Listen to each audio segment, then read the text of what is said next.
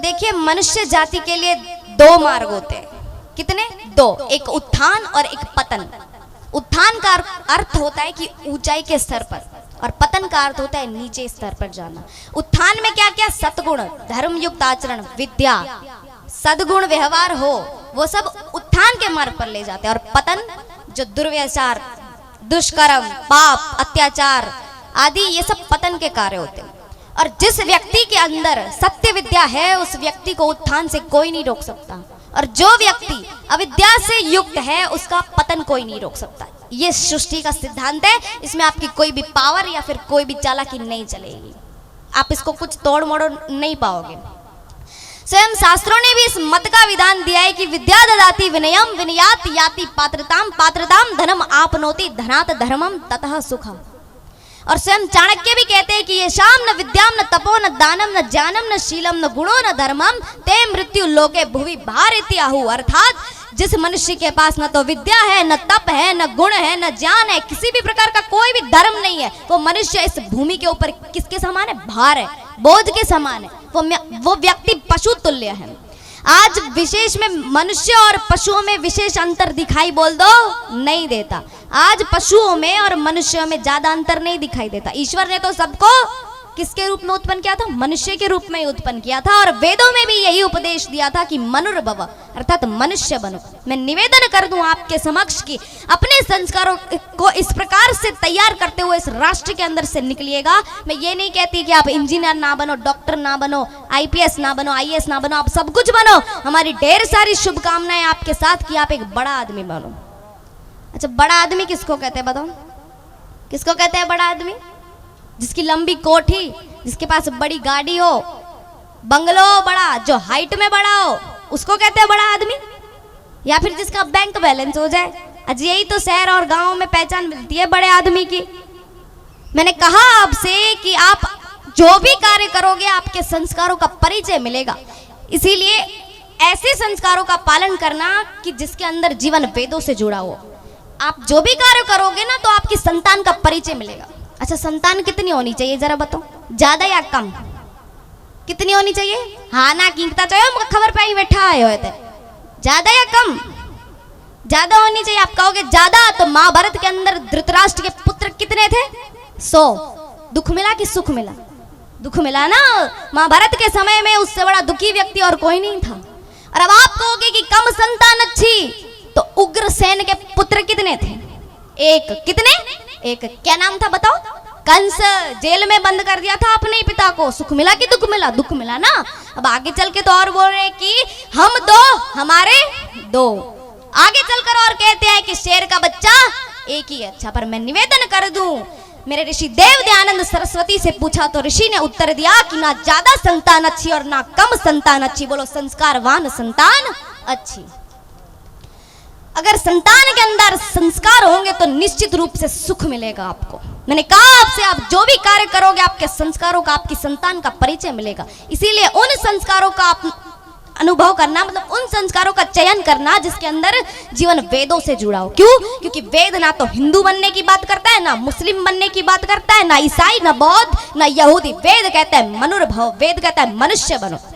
अब आप कहेंगे कि हम मनुष्य ही तो है, कोई गाय बकरी थोड़ी ना बैठे हैं। पर मात्र इस ढांचे का नाम बोल दो मनुष्य नहीं है, तो फिर मनुष्य किसको कहते हैं? जब ऋषि देव दयानंद से पूछा कि मनुष्य किसको कहते हैं, तो ऋषि ने उत्तर दिया कि जो यहाँ से कार्य करता है, जो मननशील होकर के कार्य करता है, वही मनुष्य कहलाने के अधिकारी होता है। तेन तक तेन बुंजीता, त्याग पूर्वक कार्य करता है वही मनुष्य कहलाने के अधिकारी होता है। अब त्याग पूर्वक कैसे कार्य? देखिए, एक आदमी अगर भाड़े पे रहता है, जब मकान मालिक बोलता है आप घर छोड़ दो, तब वो घर छोड़ता है। तब वो घर छोड़ते समय उसे इतना दुख नहीं लगता। क्यों? क्योंकि अपना थोड़ी ना घर, भाड़े पे रहता है, इतना दुख नहीं लगेगा। ऐसे ही किसी भी चीज को करो, किसी भी कार्य को करो, वस्तु को करो, तो ये समझ के करो कि सब उस विधाता की है, मेरी कुछ भी नहीं है। तेन तक तेन बुंजीता, वही मनुष्य कहलाने के अधिकारी होता है। देखिए, हर एक मनुष्य का अपना कर्तव्य बनता है कि वो अपने राष्ट्र, समाज और परिवार के लिए कुछ करे, जिससे राष्ट्र, समाज और परिवार नई ऊंचाई व चरित्रता को प्राप्त करे। परंतु आज तो ऐसा कुछ देखने को मिल नहीं रहा। आज जिस राष्ट्र के अंदर, जिस समाज से अपेक्षा की जा रही है इस राष्ट्र को सुरक्षित करने के लिए, आज उस राष्ट्र के समाज के पदाधिकारी धन, पद और प्रतिष्ठा में लोभ है। धन पद और प्रतिष्ठा में लोभ है, धर्म गुरु किसमें?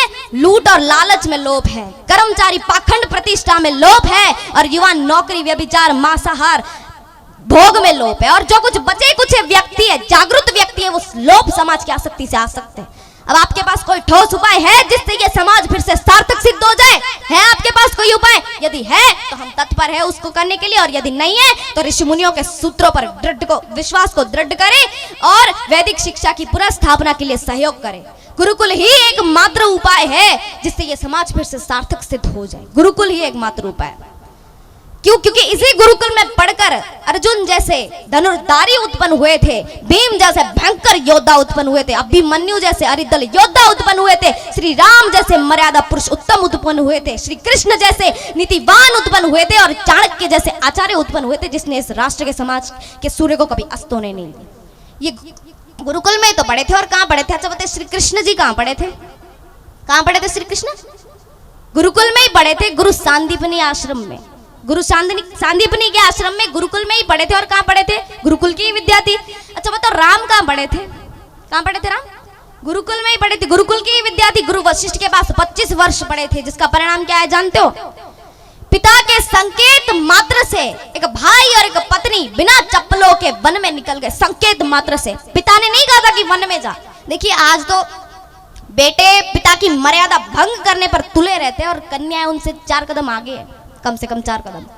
पर राम यहाँ कहते हैं कि रघुकुल रीति सदा चली आई, प्राण जाए पर वचन न जाए।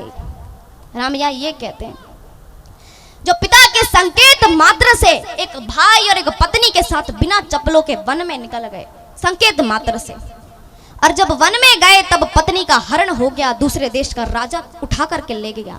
और इसकी जगह पे दूसरा व्यक्ति होता, दूसरा राजा होता, दूसरा व्यक्ति होता, तो क्या करता? उसके पास 2 ही रास्ते होते। कौन से 2 रास्ते? या तो वो दूसरा विवाह कर लेता, राजा का पुत्र है, क्या बात है, राजा का पुत्र है, दूसरा विवाह कर लेगा। और दूसरा रास्ता उसके पास आत्महत्या कर लेता। अब किसको मुंह दिखाएगा? बीच में समुद्र है और दूसरे देश का राजा उठा के कौन जाए इतना दूर भला? आत्महत्या कर लेता। लेकिन राम ने इन दोनों रास्तों को ठुकराए और तीसरा रास्ता अपनाया। कौन सा? तीसरा रास्ता कौन सा? सुग्रीव के पास जाकर के संधि की, मित्रता की, और सुग्रीव से कहा कि सुग्रीव मुझे इस समुद्र पर पुल बनाना है। तो सुग्रीव हंसा, और सुग्रीव ने कहा महाराज आपको सुबह सुबह कोई मिला नहीं क्या मजाक के लिए? मैं ही मिला सुबह सुबह। तो राम ने कहा अरे मैं जानता हूँ शिल्प विद्या को, तुम इतना बता दो कि तुम्हारी सेना में कोई इंजीनियर है, मैं जानता हूँ इस शिल्प विद्या को, मैं जानता हूँ समुद्र पे पुल बनाना, और बोल दो समुद्र की छाती पर पुल बना के दूसरे देश के राजा को मार गिराया कि नहीं गिराया। ये गुरुकुल में पढ़ने का परिणाम होता है, ये गुरुकुल की विद्या थी। और जब अब ये तो परिणाम था गुरुकुल में पढ़ने का। अब त्याग जानिए, त्याग कैसा था श्री राम का। और जब लंका जीत ली राम ने, तब लक्ष्मण कहता है भैया एक बार इस लंका को पीछे मुड़कर कर तो देख लीजिए, हमने कैसी सोने की लंका जीती है, कैसी अद्भुत लंका जीती है, एक बार तो मुड़कर देख लीजिए भैया। तो राम ने मुंह फेर कर कहा अपि शरणमयी लंका न में लक्ष्मण रोचते ममा जननी जन्म भूमि स्व स्वर्गाद अपि गरीयसी। राम ने मुंह फेर कर तक नहीं देखा और कहा लक्ष्मण मुझे तो मेरी अयोध्या की याद आ रही है, जहां मैं अयोध्या में खेला था वो मेरी बचपन की मिट्टी मुझे याद आ रही, मुझे इस लंका में कोई अपेक्षा नहीं। मुंह फेर कर तक नहीं देखा। ये था राम का त्याग। और उसके बाद जब वापस आए, 14 साल बीते, राम आए, राज्याभिषेक किया। भरत ने 14 साल में जिन जिन को सहायता की थी उनको प्रणाम किया। गुरु वशिष्ठ के पैर छुए भरत ने, राम के पैर छुए, अपनी माता कैकेयी के भी पैर छुए, राम के कहने पे सबके पैर छुए। यहाँ पर एक जगह आई जिसमें भरत जिसमें किसके पास? सीता के पास पहुंचे। भरत माता सीता के पास पहुंचे तो भरत ने अपना सिर माता सीता के चरणों में रख दिया। अच्छी बात है, भाभी के चरणों में रखना ही चाहिए, हमारे यहाँ तो भाभी माँ के समान होती है। तो भरत ने अपना सिर माता सीता के पैरों में रख दिया। तो उस वक्त उस सिर ने और उस पैर ने एक दूसरे को धन्य किया। अब मैं कितनी देर तक इस बात को सोचती रही कि भरत का सिर धन्य हुआ, यहाँ तक तो समझ में आई कि सीता के पैरों में रखा था, भाभी के चरणों में रखा था, लेकिन सीता के पैर क्यों धन्य हुए? भरत का सिर इसलिए धन्य हुआ कि जिन चरणों में रखा गया चरण, ये कोई सामान्य चरण नहीं है, ये मिथिला की राजकुमारी, अयोध्या की महारानी, उस भारतेश्वरी के वह पवित्र चरण है जिसने तीनों लोगों पर राज करने वाले लंका के अधिपति रावण के अहंकार में लात मार दी थी। ये वो चरण, कोई सामान्य चरण नहीं है। और जिन चरणों में रखा गया सिर, ये भी कोई सामान्य चरण नहीं है, ये वो चरण है जिसके ऊपर 14 साल पहले दुनिया का सबसे बड़ा राजमुकुट रख दिया गया था, और उसने उस मुकुट को नीचे उतार कर अपनी भाई की जूतियां अपने सिर पे रख ली थी। ये वो चरण, वो सिर है, ये भी कोई सामान्य सिर नहीं था। इसीलिए हमें कैसा बनना है? राम जैसा। कैसा बनना है? राम जैसा। शरीर से क्या? शरीर से बलवान, बुद्धि से कला युक्त, चरित्र से दृढ़ संकल्प, और व्यवहार में सत्यवाणी और धर्मयुक्त आचरण ही आपको राम जैसा बना सकती है।